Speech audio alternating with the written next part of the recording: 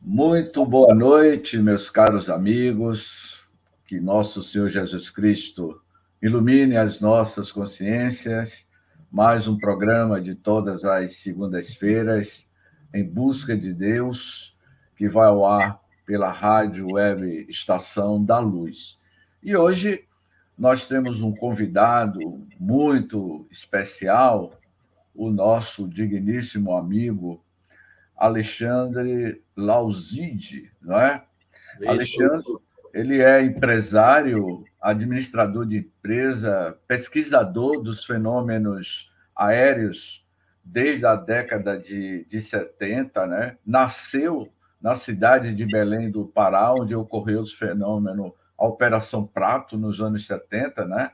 Ele, durante o ensino médio, né, quando ele era ainda mais jovem, ele estudava astronomia, não é? E com o professor Antônio Barata, da Universidade Federal de Pernambuco, ele pôde ter as suas primeiras observações do fenômeno UFO. Então, Alexandre, que é o presidente, diretor da Braufonet, não é? Ele é que vai hoje estar conosco com algumas perguntas que nós já formulamos a ele antecipadamente, para que a gente possa aprofundar esse tema da noite de hoje, que é a cosmologia moderna e os fenômenos UFO. Alexandre, seja bem-vindo, meu amigo. Uma boa noite. Boa noite, James. Boa noite a todos aqui que nos assistem. É um prazer e uma honra estar aqui nesse canal da Web Rádio. Ok, antes de mais nada, eu vou iniciar pedindo a Tavares que coloque aí o cartaz e você me fale rapidamente desse congresso, Alexandre. Sim. Em abril de 2023, nós teremos o primeiro Congresso de Ufologia de Pernambuco. Será um congresso nacional, teremos palestrantes de toda a parte do Brasil e a pedido de muitos que estavam nos procurando, né? Nós, na verdade, já tivemos aqui vários outros eventos, como um Fórum Internacional de Ufologia, tivemos aqui o Summit em parceria com a revista UFO, do Jevaé. Nessa ocasião, nós trouxemos 2 palestrantes de fora do país, o Stephen Bassett, dos Estados Unidos, né? E o Nick Pope, da Inglaterra. Tivemos vários workshops. E, finalmente, nós, depois dessa pandemia, nós vamos agora partir para um congresso de ufologia. As vagas são limitadas, então, quem quer fazer sua pré-reserva, pré-inscrição, eu sugiro que façam através do meu WhatsApp, né? Nesse momento, que estamos acabando de lançar esse pacote aí de informação ufológica. Teremos, inclusive, palestrantes que darão o seu depoimento também no quesito da espiritualidade. Ótimo. Do contato, workshops com hipnólogos que vivenciam um problema, pessoas que estão sendo contactadas dentro de casa. Quer dizer, vai ter uma série de atividades simultâneas ocorrendo nesse congresso. Vai ser show de bola. Ok. Tavares, você pode colocar aí o vídeo?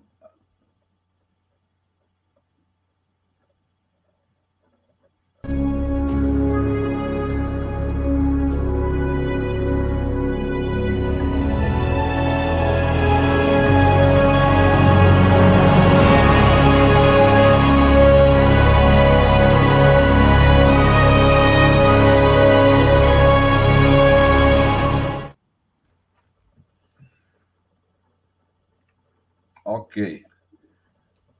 Pois bem, Agora do comecinho.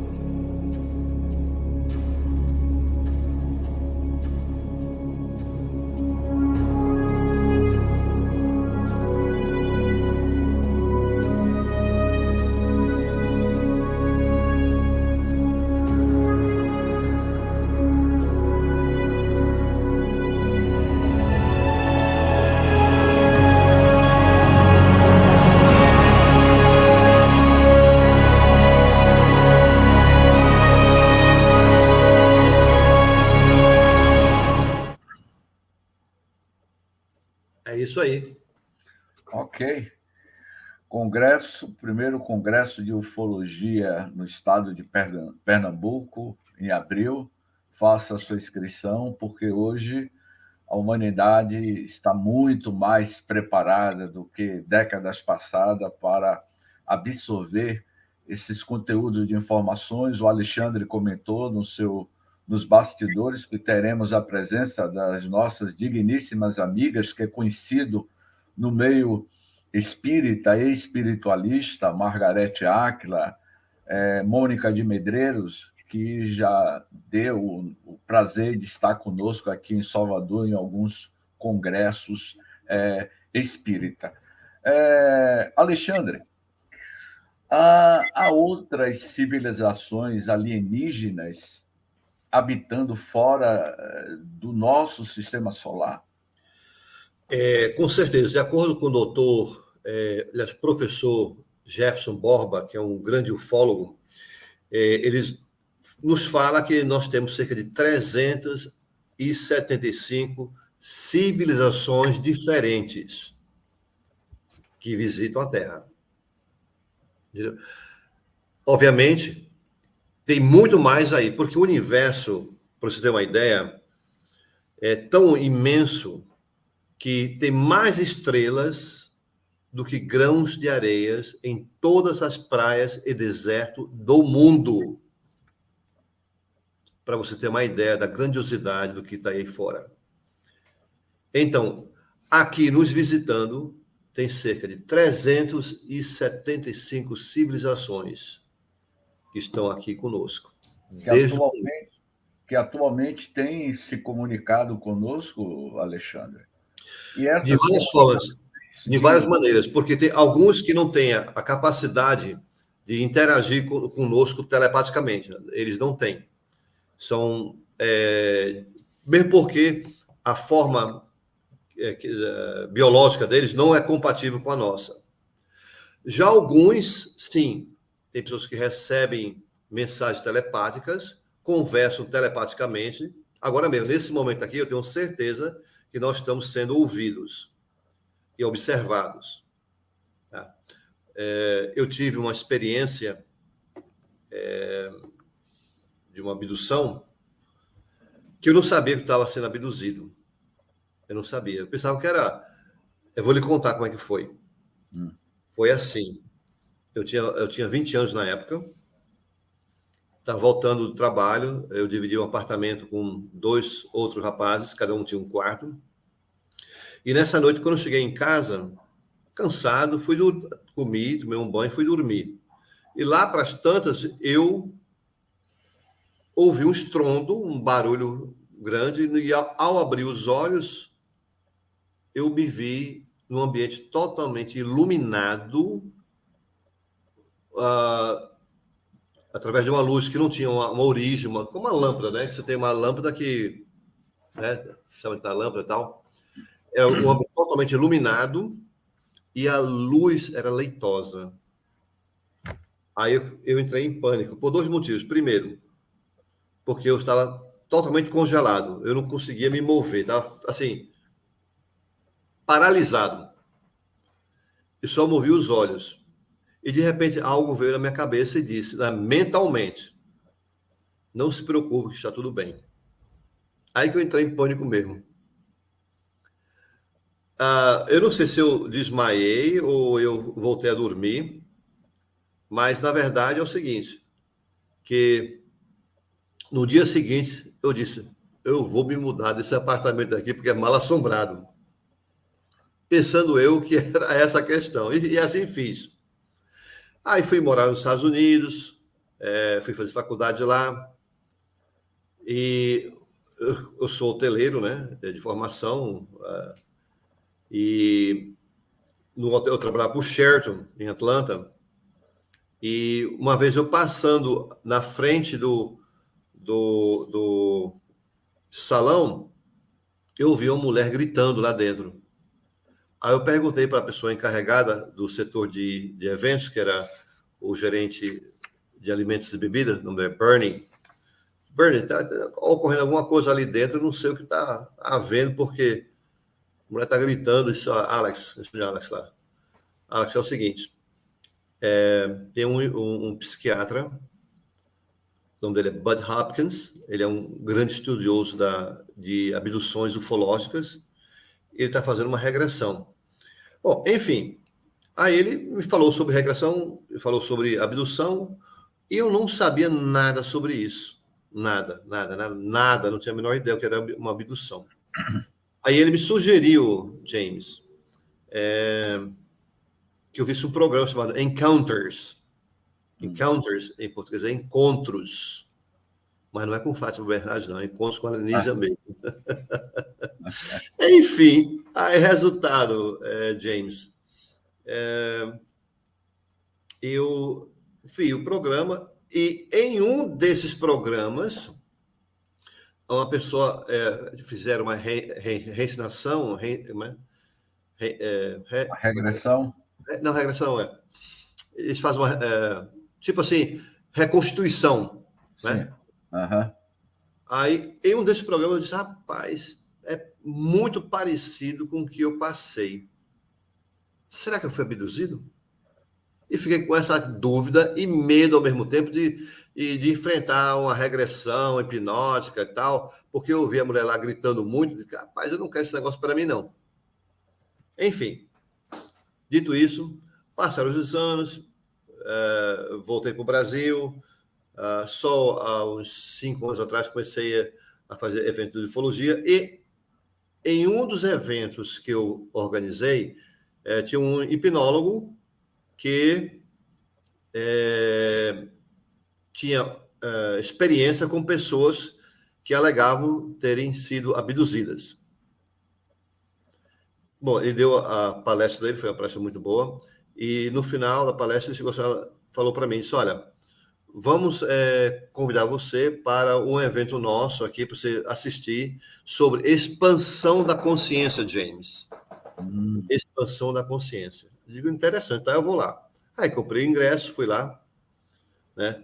Eu estava na segunda fila, estava lotado lá o palco, como ele me conhecia, acenou para mim e tal. E nessa explanação, ele chegou para mim e disse, aliás, para mim, para o público, disse, olha, temos esse processo, aí explicou o processo, mas tinha uma pessoa na plateia, na minha frente, que não estava entendendo como é que se dava esse processo. Enfim, resultado. Ele olhou para mim e disse, olha, você pode vir para cá, para o palco? Posso. Eu me levantei e fui lá, sentei, porque ele queria demonstrar de uma forma prática como era feita a expansão da consciência. Eu sentei numa cadeira e ao meu lado ele colocou o assistente dele e me fez segurar a mão dele assim. Eu fiquei meio assim, ó, que isso, rapaz? Resultado, ele hipnotizou o rapaz, quando de repente ele fez assim, ó, abriu a boca para trás. Aí o hipnólogo perguntou, o que está ocorrendo? Eles estão investigando a boca dele. Aí a segunda ocorrência foi, ele diz assim, frio e falta de ar. Aí ele perguntou, o que está ocorrendo aí? Estou com frio e falta de ar.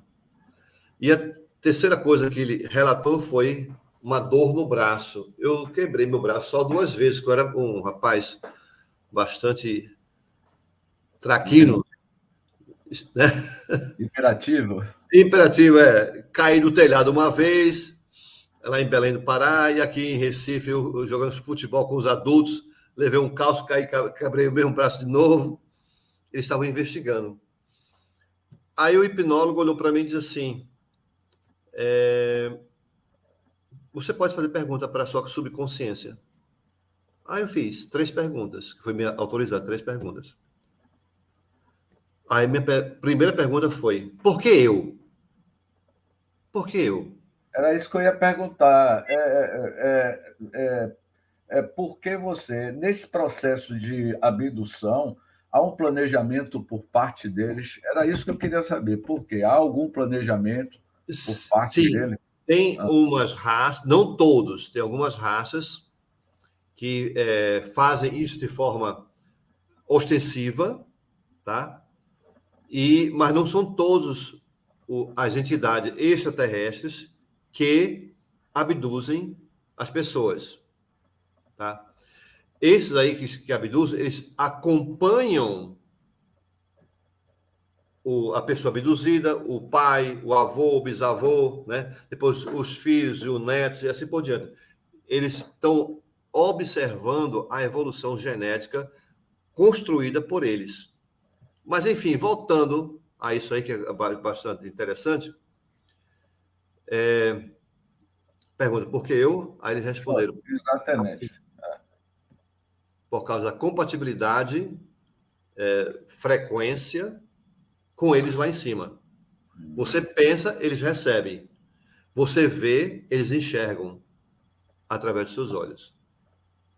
Isso me deixou bastante assim, curioso. Aí a segunda pergunta foi: são quantos de vocês?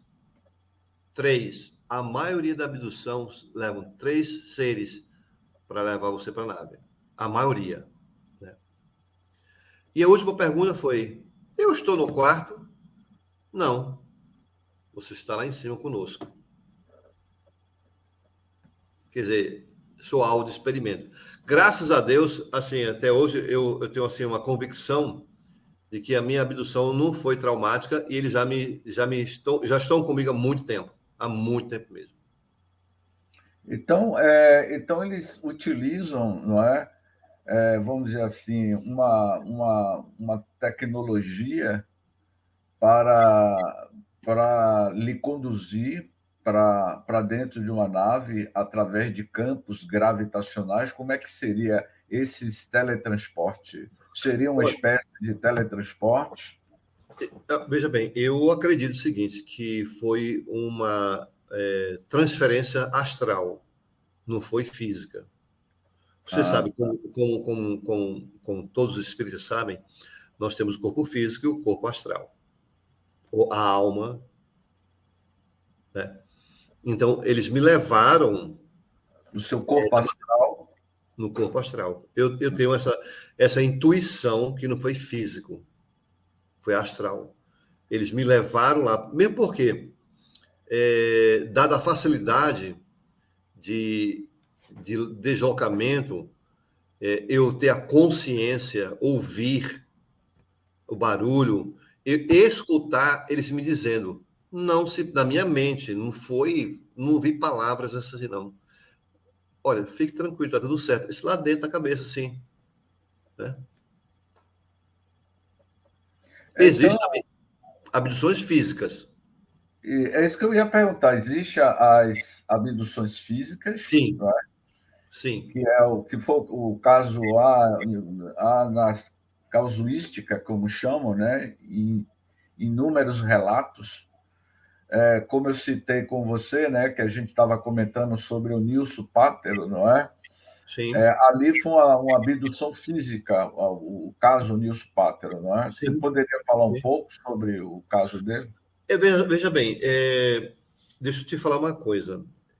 Existem mais de 375 civilizações com tecnologias diferentes e abordagens diferentes. Tá? Então, umas conseguem adentrar a sua consciência, tá?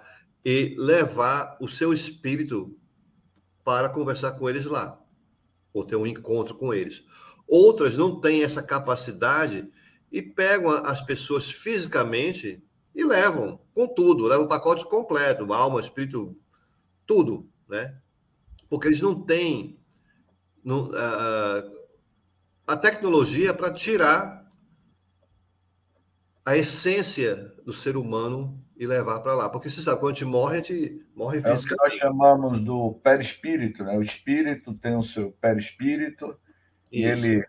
ele tem essas tecnologias de levar o corpo astral para as regiões onde eles se encontram. Mesmo porque onde eles estão é muito longe daqui. Alguns vêm para cá para poder levar todo o contexto físico e espiritual para experimentos, para muitas vezes, na verdade, eles estão levando só para mostrar. Eu tenho uma pessoa que eu não posso revelar o nome, tá? Essa pessoa me falou de um sonho. E esse sonho, inclusive, ela botou, desenhou o sonho. Eu conversei com ela e disse: olha, isso não foi um sonho, não, isso foi um desdobramento. Você foi levada. Agora, ela não tem nada a ver com a ufologia. Ela descreveu os seres, descreveu o lugar, descreveu as naves. Aí perguntei: aonde você aprendeu isso? Não, não sei nada disso, eu só sei que foi assim no meu sonho. Na verdade, foi um desdobramento provocado por eles. É impressionante, né, Alexandre? O caso de Onilson Pátero, né, que ocorreu nos anos, na década de 70, ele teve a sua primeira abdução em 70, em abril de 73, mais ou menos, né? E ele viu a nave se aproximando do seu carro. Ele passou por toda aquela experiência, foi levado para a nave espacial. Ele relata, ele disse que estava em sã consciência da sua capacidade de raciocinar, de pensar, não é? Ele descreve que ele deu carona, na realidade, no seu carro na estrada, saindo de uma das cidades do interior de São Paulo, e ele disse que viu um homem normal, não é?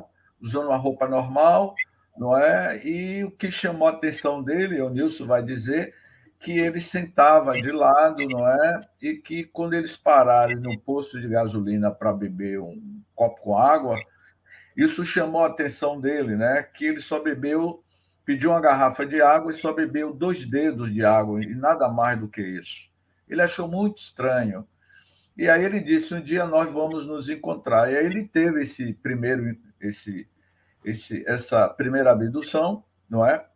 Ele foi colocado na estrada tempos depois. Um ano depois do fato, ele é abduzido. E nessa segunda abdução, ele diz que ele, ele foi colocado uma espécie de um capacete, não é? Ele foi totalmente colocado numa cadeira que se acoplava, se modulava ao seu corpo, como se a cadeira tivesse uma certa maleabilidade ao seu corpo, né?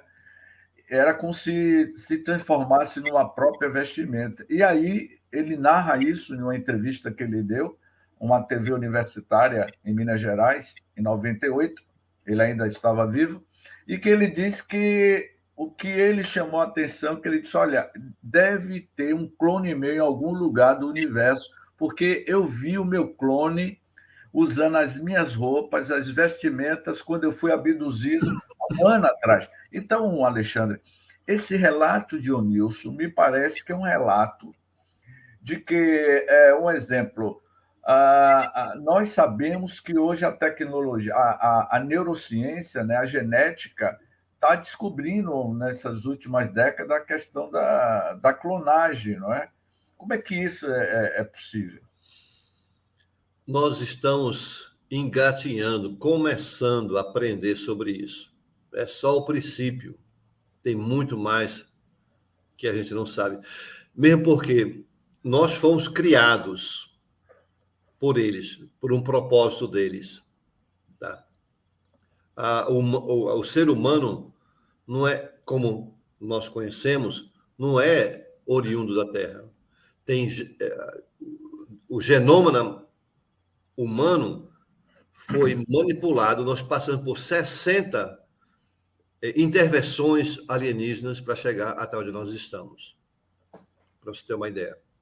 Porque, na realidade, 60, né? Então, se a gente analisar que desde os primórdios da evolução da raça humana, desde o homem do Australopithecus, o homem de Neandertal, o homem de Cro-Magnon, ele vem passando por uma mutação genética e que essa mutação genética é manipulado por esses seres, esses alienígenas extraterrestres.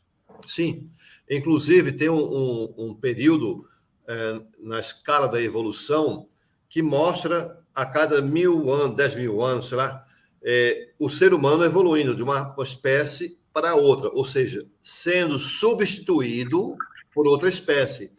E, de repente, existe um grande salto quântico na evolução da espécie humana. Foi justamente nesse momento que houve a intervenção alienígena. Agora, eles fizeram isso porque precisavam de pessoas para trabalhar, escravos, atendendo ao propósito deles.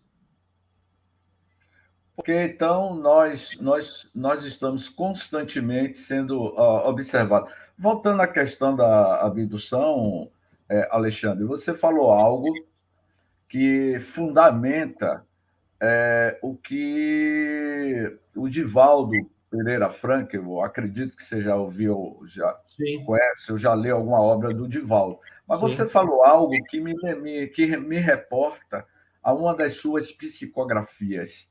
Ele psicografou um livro, Transição Planetária, e há um capítulo deste livro que ele diz que esses alienígenas, pela primeira vez eu vejo a terminologia alienígena em uma literatura mediúnica espírita psicografado pelo médium espírita Divaldo. A palavra alienígena, que até então eu desconhecia, não é?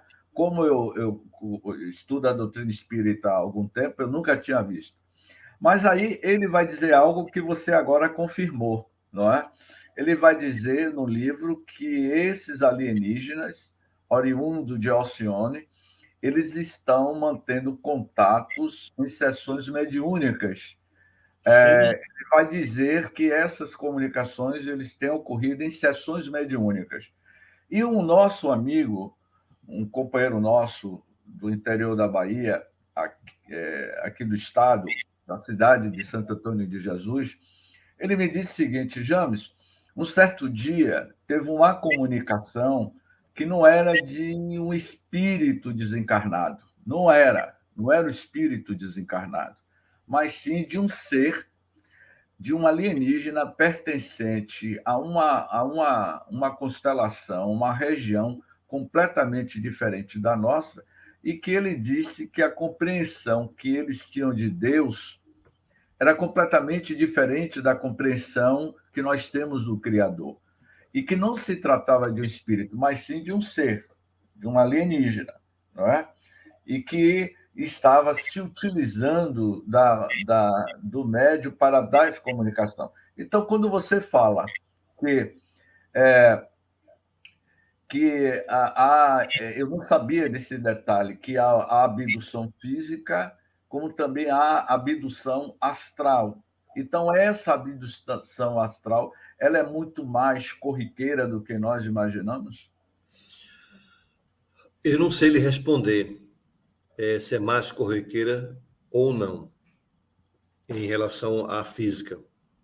Mas eu posso lhe garantir uma coisa, que eles, tanto de uma forma ou de outra, eles têm um objetivo, que é auxiliar a evolução moral humana. Porque nós estamos muito aquém de merecer um contato direto com eles. E não depende da gente, eu, você e outros. Depende dos nossos líderes liberarem esse contato, porque eles mantêm o monopólio de tudo. Já tem evidências de que os grandes governos, não vou citar aqui o nome do país, tá? Mantêm um contato, um intercâmbio entre a raça humana e eles. E são os governos que estão impedindo que eles venham se apresentar de forma ampla e irrestrita para o resto da população humana. Era isso que eu ia te perguntar, né? Um exemplo, Alexandre, é, era exatamente isso que eu tinha colocado em uma das nossas perguntas para você, né? Por que eles ainda não tiveram esse contato mais, vamos dizer assim, um contato Amplo. amplo, um contato que chamaria a atenção da humanidade, né? E a outra questão eu venho acompanhando, eu não sou ufólogo, vou deixar claro aqui que eu não sou ufólogo, Mas mas, deveria.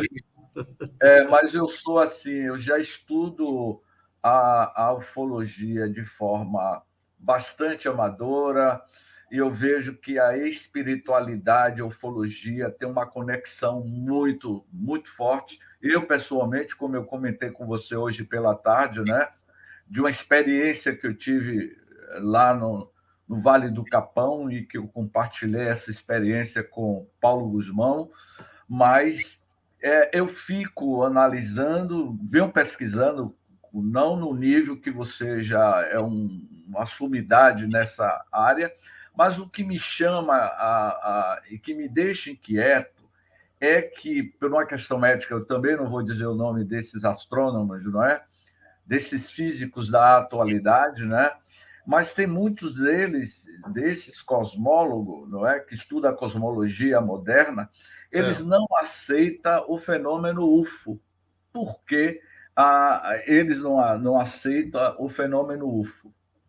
Olha, não é que eles não aceitem, é questão de falta de informação para eles. Eu vou dizer para você, recentemente, nós tivemos o Congresso americano abrindo uma pauta lá para discutir a questão da presença extraterrestre na nossa atmosfera.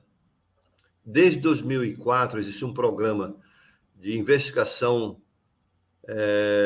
de ocorrências de fenômenos aéreos anômalos, ou UAP, Unidentified Aerial Phenomena, ou fenômenos aéreos não identificados. Tudo isso porque a internet não tem mais como esconder das pessoas comuns as informações sobre a presença alienígena na Terra. Antigamente, isso era muito fácil de se esconder, porque não tinha tanta democracia na internet, não existia internet. Então, essas informações eram mantidas sob sigilo. Com qual propósito? Pergunto a você e vou responder da minha opinião.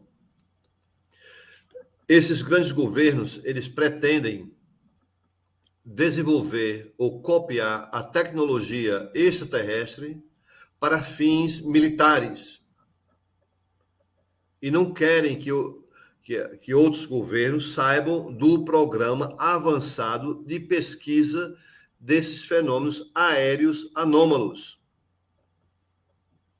Então, esse acobertamento não é por parte deles, não. É por parte nossa mesmo. Quando falo nossa, são dos nossos governantes. Só aqui no Brasil, para você ter uma ideia, nós tivemos 3 grandes ocorrências ufológicas com participação militar. A primeira, em 1977, Operação Prato, lá em Colares, no Pará, com presença da aeronáutica. Depois, em 1986, com a Noite Oficial dos OVNIs, no Vale do Paraíba, lá em São Paulo, Rio, né, aquele trecho, Minas.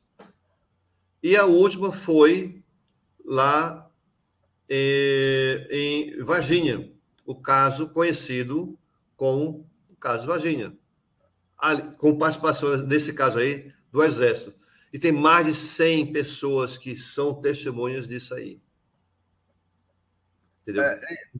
Me diga uma coisa, mas no momento em que a humanidade estiver preparado para ter esse contato com esses seres interplanetários, não é? Os alienígenas que já têm uma evolução tecnológica maior do que a nossa, E moral. E moral. E isso terá. Qual será o impacto para a humanidade? O que é que ocorrerá com os políticos e os religiosos da humanidade? Rapaz, excelente pergunta. Não tem como prever isso. Mas eu vou dizer com você, vai mudar tudo. Vai mudar tudo. Não tem como prever porque a questão é muito ampla, tá? Mas vai mudar tudo. Os conceitos religiosos sobre Deus, quem é Deus, primeiro, né? Sobre o que é governo, quem manda no quê, e sobre a nossa origem, da onde nós viemos, quem somos e para onde nós vamos. Tudo tem a ver com a existência extraterrestre. Nós somos uma semente aqui no planeta, aonde tem outros como nós, em outros orbes, iguais ao nosso. Nós vivemos em uma galáxia com mais de 100 bilhões de estrelas, não é, Alexandre?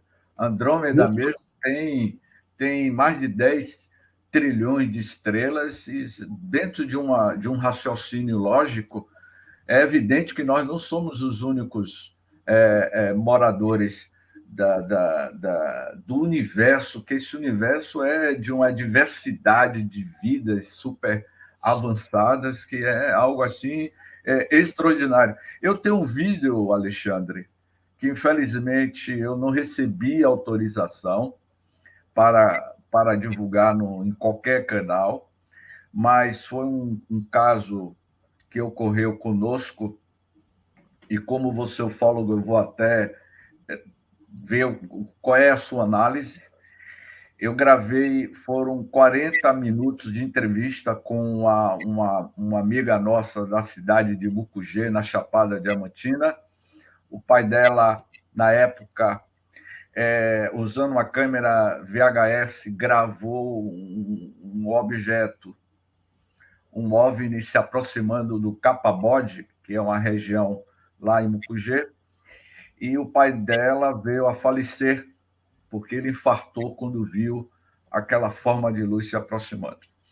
E eu estava em uma pizzaria junto com ela e mais algumas pessoas, amigos, não é? E eu estava com a câmera ligada, estava gravando, quando de repente uma das moças começou a relatar: James, eu estou vendo, aí era uma visão mediúnica dela, a percepção mediúnica dela. Ela começou a descrever que via um ser com mais de 2 metros de altura, parecendo ser um reptiliano, e que ele dizia que a tecnologia dele era muito mais avançada e que não poderia ficar muito próximo da minha pessoa, que isso poderia me trazer alguns transtornos psicológico, emocional, porque ainda eu não estava preparado para tal contato, e que a tecnologia que eu estava utilizando, que era aquela câmera fotográfica, era aquela tipo a câmera que fotografa, né, e é vídeo, era muito rudimentar. Então eu pergunto, Alexandre, pelo que eu vejo, eles podem estar ao nosso lado em outros campos gravitacionais que a gente não vê e que pode interferir, pode inclusive colocar determinados tipos de microchips na nossa mente para como é que se diz assim, nos conectar facilmente ou ser identificado por eles? Deixa eu falar, eles estão em outras dimensões, não gravitacionais, são dimensões. E essas dimensões nós não conseguimos ter o acesso por causa do nosso campo gravitacional, vibracional. Aqui é muito denso, eles estão num ambiente mais sutil, bem mais sutil. Eu vou lhe contar um negócio que eu acabei me esquecendo na ocasião de lhe falar sobre esse evento que eu participei do hipnólogo. A pessoa que estava perguntando ou fazendo as perguntas que ela não conseguia compreender, resolveu me filmar, o hipnólogo e o assistente lá, com o celular. Só que, terminando a sessão, ela disse, eu só consegui filmar o antes e o depois. O durante eu não consegui. O que foi que houve? A pessoa que estava lá hipnotizada, ainda estava sob influência dos extraterrestres, olhou para ela e disse, olha, não foi permitido. Então, eles só conseguem autorizar aqueles que eles querem autorizar. Nós somos tão, assim, dependentes de toda a informação, mesmo porque eles têm cuidado com a gente, sabe? Eles não querem interferir no nosso dia a dia. Nós temos o livre arbítrio. Isso é dado por Deus. Então, eles não podem interferir. Então, naquele momento, não foi autorizado.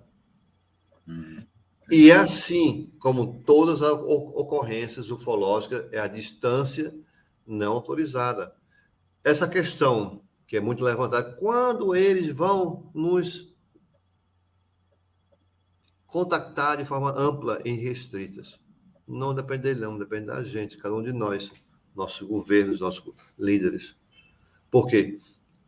Toda a intenção dos governantes é pegar a tecnologia para transformar em arma militar, para destruição da humanidade. Isso eles não vão permitir. Alexandre, você acha que a NASA está escondendo algo sobre as recém-descobertas com o telescópio Hubble e agora com o telescópio James Webb, a questão de Marte? Já houve vida em Marte? Já houve vida, sim, em Marte. Já, com certeza já houve vida em Marte. Não tem a menor dúvida. E eles conseguiram destruir o planeta. Justamente igual o que nós estamos passando por aqui agora. Se a gente não tomar consciência, vai se repetir tudo de novo. Então, provavelmente, esse fato aconteceu há milhões de anos, porque eles ainda não conseguiram identificar vestígios físicos, objetos. Ô, James, até nós mesmos aqui na Terra, quando você vai para um deserto lá no céu, no Israel, tem que escavar lá para tirar a areia, aí descobre um túmulo, descobre não sei o que. É a mesma coisa lá em Marte, está tudo debaixo da Terra. Só que lá teve uma catástrofe muito maior. E aqui foi de forma natural. As civilizações antigas se enterraram naturalmente. Entendeu? E se nós tivermos equipamento para levar para Marte, para poder escavacar, fazer, com certeza vai achar coisa lá embaixo. No nosso congresso, nós estamos trazendo o Marco Petit. Ele vai dar uma palestra sobre isso aí, sobre Marte, as evidências das civilizações antigas em Marte. É que eu não posso falar muito sobre isso agora. Isso é para depois. Tá certo.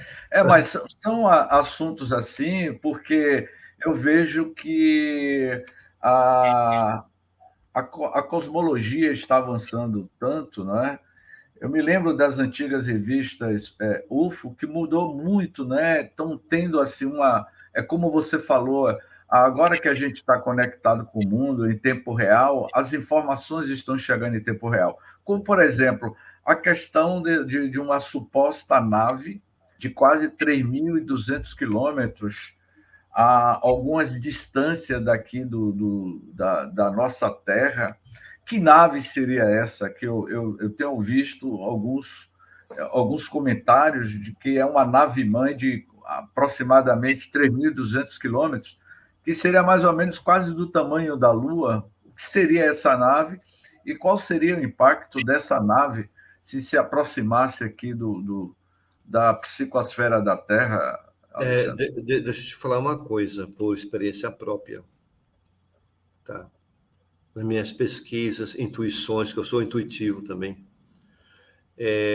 Há muito tempo atrás, há bastante tempo atrás, eu pensei na extensão da Terra como um planeta. Aí eu logo imaginei, poxa, se eu sei que o planeta Terra vai acabar por causa do Sol, né? O Sol vai se expandir, virar uma anã branca e tal, aquela coisa toda, como acontece com muitos outros. Então, nós já tivemos essa informação cientificamente comprovada que nós estaremos extinguindo a vida como a conhecemos aqui na Terra. Bom, dito isso, por que não construir aparatos que podem levar alguns da humanidade para outros locais sobreviventes? Eu até diria assim, a elite não financeira, mas a elite tecnológica, cientistas, que possam contribuir com a preservação humana, o DNA humano. Isso já foi feito por outras civilizações. Eu simplesmente senti isso, que em um momento da nossa existência nós vamos ter a necessidade de construir naves grandes para preservar a vida humana, como a conhecemos, e semear essa vida em outros orbes. O Alexandre, mas quando na tabela tem aquela tabela que me fugiu o nome desse cientista, e que o Michio Kaku cita ele, né? Michio Kaku escreveu aquele Tabela livro. periódica. Não, o Michio Kaku escreveu aquele livro, O Futuro da Mente, O Futuro da Humanidade. Michio Kaku fala sobre a civilização do nível 1, nível 2, nível 3. E que nós somos uma civilização tipo zero e que essa civilização ainda mexe com o gás, o petróleo, que ainda é muito orgânico. A civilização do nível 2 é a civilização que já mexe com a energia extraída do nosso próprio planeta, trabalha com a gravidade do nosso próprio planeta. Aí ele diz que a civilização tipo 2 é uma civilização já avançada terrestre, ou melhor, é uma civilização que já manipula a energia da sua própria estrela.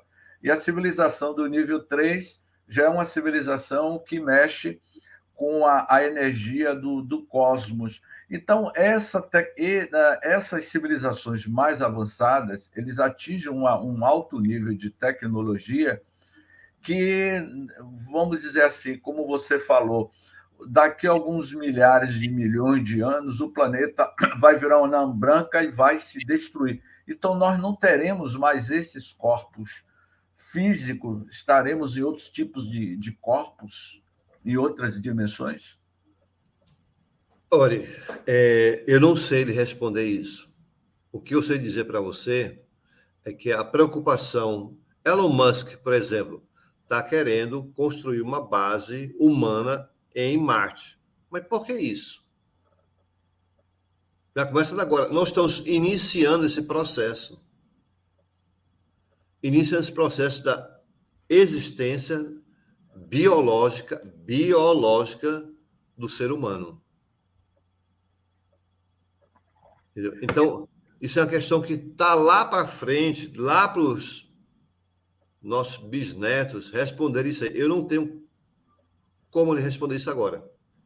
O que eu sei é que o ser humano está caminhando para construir formas de evadir o nosso sistema solar para evitar uma destruição do nosso DNA, que, por sinal, ele está em muitos lugares do sistema solar.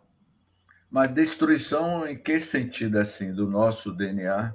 A radiação cósmica, entendeu? Isso aqui é muito especial. O aparato humano é muito especial. É muito especial. E nós não podemos perder essa informação genética, por essa razão que eles querem preservar a humanidade. Até mesmo porque a questão da guerra nuclear já houve várias Interferência. ocorrências de interseção deles, claras, direta. Você é de Belém, não é? Eu Sim, li o documentário, assisti todo aquele documentário da Operação Prata, não é? Ali foi uhum. chamado chupa-chupa, não é isso? Foi, pelos populares. É, é, ali é uma prova incontestável da existência deles e aquele caso que aconteceu, que teve os militares tiveram assim um período grande de mais de um ano pesquisando e depois abafaram o caso. Isso que eu queria entender, Veja Alexandre. bem, nós estávamos, na época, por um regime de exceção, Ah, era o regime militar. E quem mandava aqui eram os americanos. Inclusive, nós não tínhamos equipamento para filmar as naves. Foi cedida pelos americanos. Equipamento de ponte. Só que quando houve contato realmente com o Irangi Holanda, já dois contatos, o segundo foi mais pertinente, o CDC da nave e tal. Aí ele mandou o relato lá para Brasília, para o Comar, que é pelo comando lá de Belém, e Belém mandou lá para Brasília. Só que veio uma ordem dos norte-americanos e disse: ó, me encerra isso aí, acaba com isso aí. E quem assumiu a partir daí foram os americanos. Isso aí está nos arquivos nacional. Nós não tínhamos a capacidade de enfrentar esse negócio tão grande, tão importante, e eles assumiram. Foi isso. E nós, mandados por ele, quem mandava era o exército na época, obedecemos as ordens, somente isso. Por ordens dadas por eles lá. e os relatos na época era que vários nativos, né, caboclos da região, eles Sim, diziam que era uma laser que às vezes nas mulheres atingia sobre o peito, né, deixava cicatrizes, não é. é? Que eles chamavam de chupa-chupa, mas qual era, que tipo de raça seria essa? Você Olha, tem alguma informação, Alexandre? não, quanto à raça eu não tenho. Eu tenho com relação ao objetivo.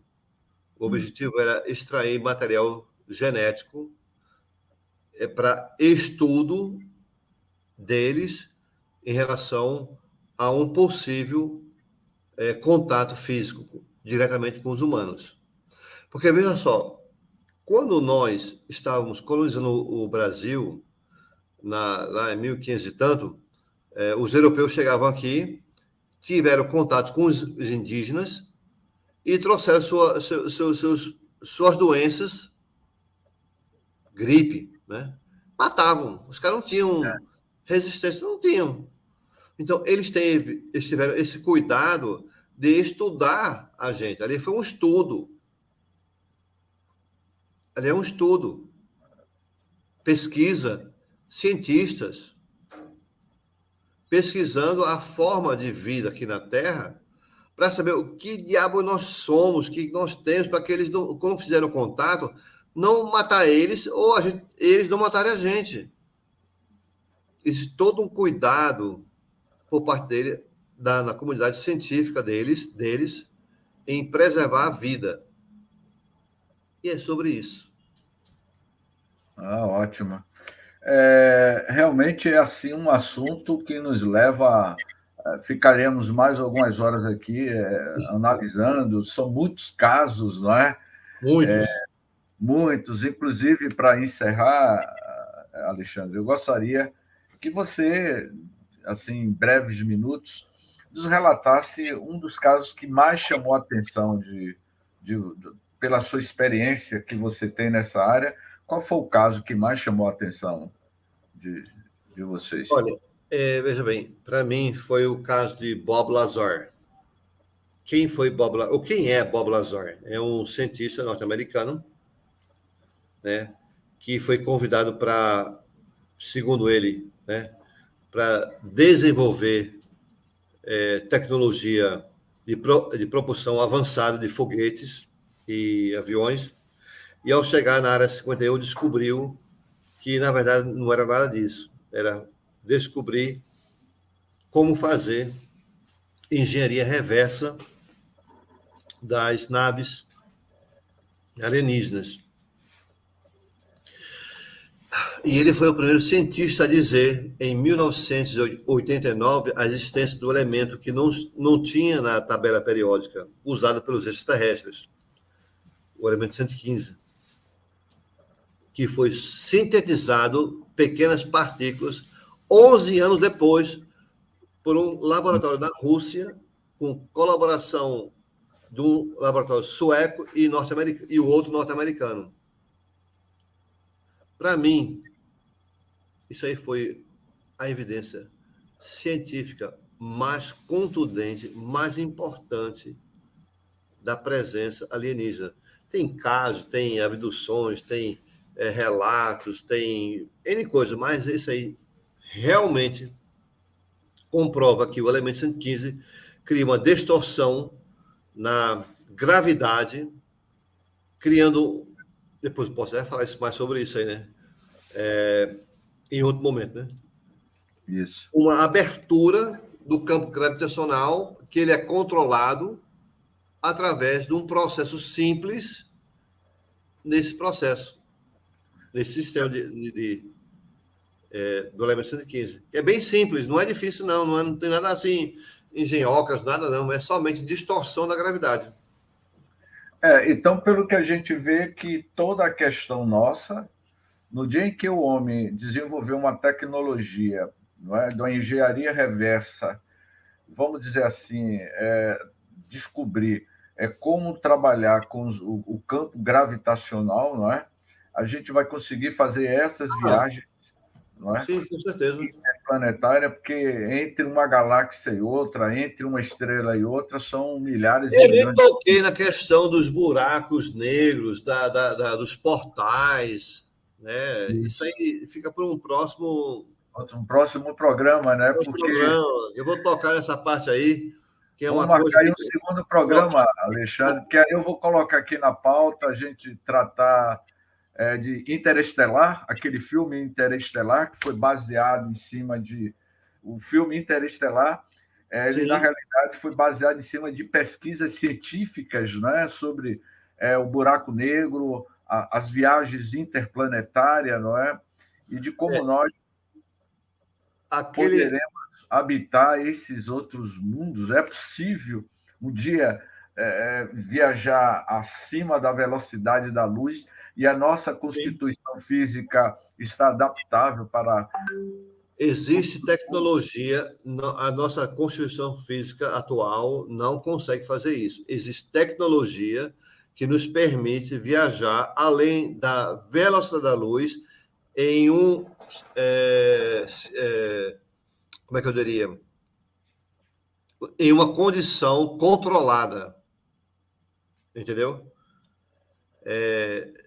Tem certas formas que eles conseguem nos colocar nessa condição controlada. Depois eu falo sobre isso aí.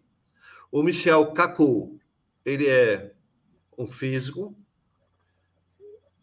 da teoria das cordas, inclusive ele explica muita coisa sobre isso. Já li sobre ele. Americano, descendente de japonês. Tem alguns livros dele. Nós vamos marcar para falar sobre Michio Kaku e as suas experiências, os seus relatos, que eu acho muito interessante. Porque eu acho que falar de ufologia, você tem que falar um pouco das teorias das cordas, Sim. falar um pouco sobre buracos negros, não é? Sim. Então, Sim. vamos deixar essa pauta aí para um próximo programa, Alexandre. Bora, Para com mim vai certeza. ser um prazer, não é? Desde James, já,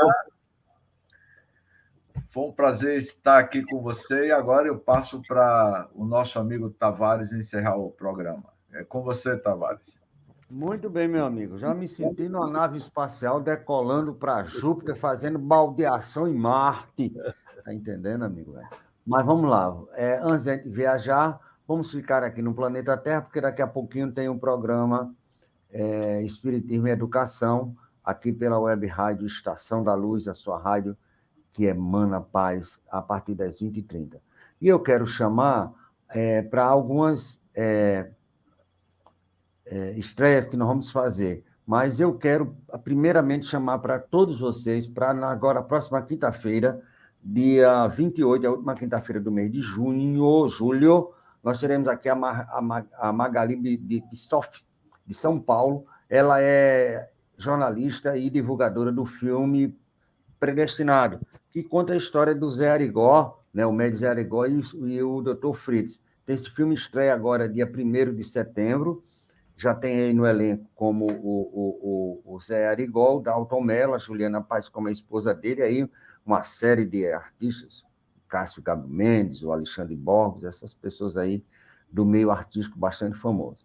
O produtor é o Roberto Dávila e o diretor é o Gustavo Fernandes. Então, não esqueçam de prestigiar aqui justamente a entrevista com a Magali, que vai falar sobre o filme, trazer aqui make-off, uma série de coisas que vai divulgar. Esse filme, com certeza, vai ser um sucesso muito grande aí a partir do dia 1º de setembro. Estreia também, agora já em agosto, um programa sobre os animais, os nossos amigos, né, da escala inferior, com a doutora Ivênia Prada, uma das maiores especialistas, se não a maior especialista nesse sentido, agora em agosto, e também na terceira quarta-feira de agosto, se não me falha a memória, dia 17, a querida Célia Diniz vai estar aqui com a gente falando sobre Chico Xavier.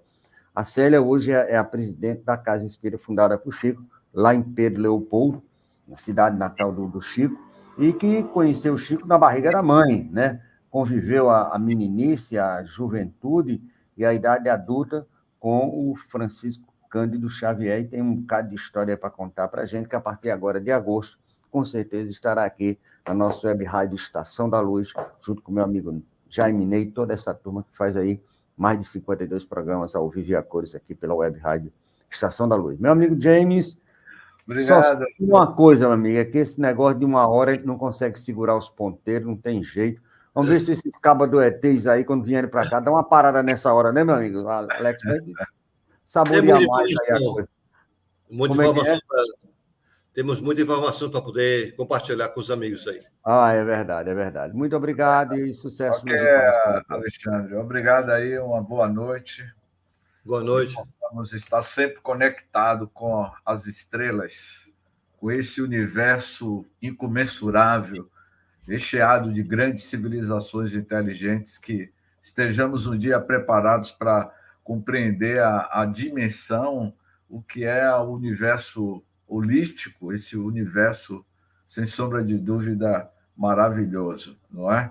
E vamos sim marcar um próximo programa aí, eu lhe aviso com antecedência, para a gente falar sobre campos gravitacionais, buracos negros, enfim, viu? Um abraço, Alexandre. Obrigado a todos aqui, boa noite. Até a próxima. Um abraço. Tchau, tchau. Tchau, tchau.